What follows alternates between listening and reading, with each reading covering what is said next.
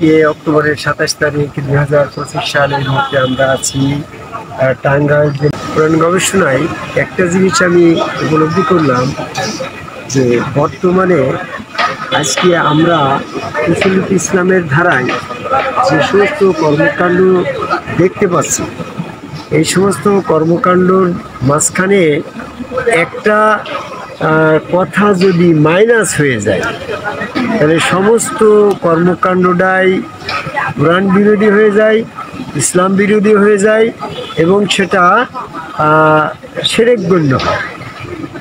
গবেষণায় ধরা গেল যে তৎকালীন সময় নবী মুহাম্মদ সাল্লাল্লাহু আলাইহি ইসলামের আবির্ভাব হওয়ার পরে যে ধর্ম ব্যবস্থা ছিল সেই ধর্ম ব্যবস্থার ভিতরে তারা রসুলকে অস্বীকার করে সেই ধর্ম ব্যবস্থাটাকে বাতিল বলে গণ্য হয়েছিল। সেই ধর্মটা ইসলাম বিরোধী, কোরআন বিরোধী, নবী বিরোধী, রসুল বিরোধী বলে গণ্য হয়েছিল। ঠিক না কথা?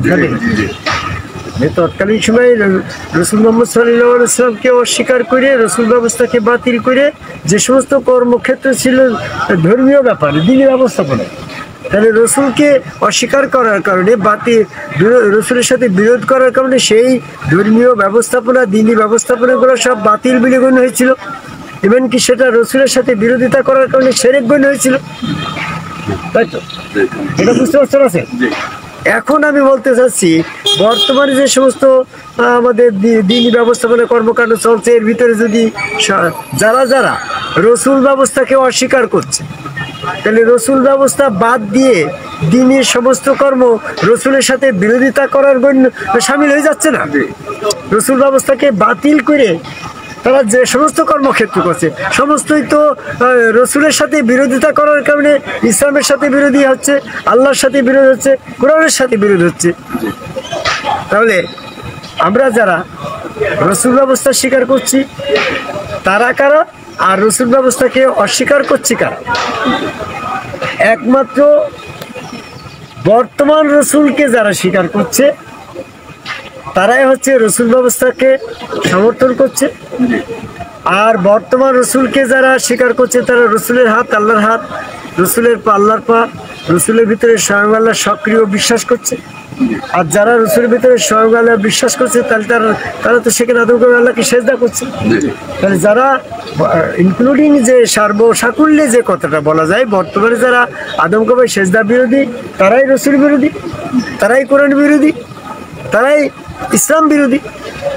তাই রসুলের ধারাকে বাদ দিয়ে বর্তমান রসুলকে অস্বীকার করে যারা দিনী কর্মক্ষেত্র করতে যে পীরগিরি করছে তারাও রসুলের সাথে বিরোধ করলো, রসুল ব্যবস্থাকে বাতিল করে তারা পীরপন্থী দাঁড় করাচ্ছে। রসুল ব্যবস্থাকে বর্তমান সম্পর্কগুলোকে রসুল অস্বীকার করে বর্তমানে যারা ইমাম সাহেবের দায়িত্ব পালন করছে তারা রসুলের বিকল্প ধারায় ইমাম সাহেবকে আনুগত্য করায়, দিনী ব্যবস্থাপনায় রসুলকে বাতিল করার ষড়যন্ত্রে লিপ্ত হয়ে তারা রসুল বিরোধী কর্মকাণ্ডের সাথে যুক্ত হয়ে তারা দিনী কর্মের শিরক গণ্য হয়ে গেল। এইভাবে বলতে গেলে অনেক সময় লাগবে। বর্তমানে জামাত ইসলাম, চরমোনা, ফুরফুরা, মানিকগঞ্জ, আটুশি, হিজবুত তাহরির, হেফাজত ইসলাম, কাদিয়ানি, টবিবাগি, জুব্বাদারা, মুস্কাটা, এরা সব আদম সেজদা বিরোধী, এরা সম্মুখগুলোকে রসুল হিসাবে বিশ্বাস করে বিরোধী, এরা রসুল স্রোতে আল্লাহ স্বীকার করার বিরোধী, এরা মানব স্রোতে আল্লাহ এই বিশ্বাসে স্বীকারকারী, এরা হচ্ছে রসুলের সাথে রসুল ব্যবস্থার কার্যক্রমকে বাতিল করে বিকল্প ধারার একটা ইসলাম তৈরি করার কারণে এরা রসুল বিরোধী বিধায়, এরা কোরআন বিরোধী বিধায়, এটা আল্লাহ বিরোধী বিধায়, এরা হচ্ছে ইবলিসের দল।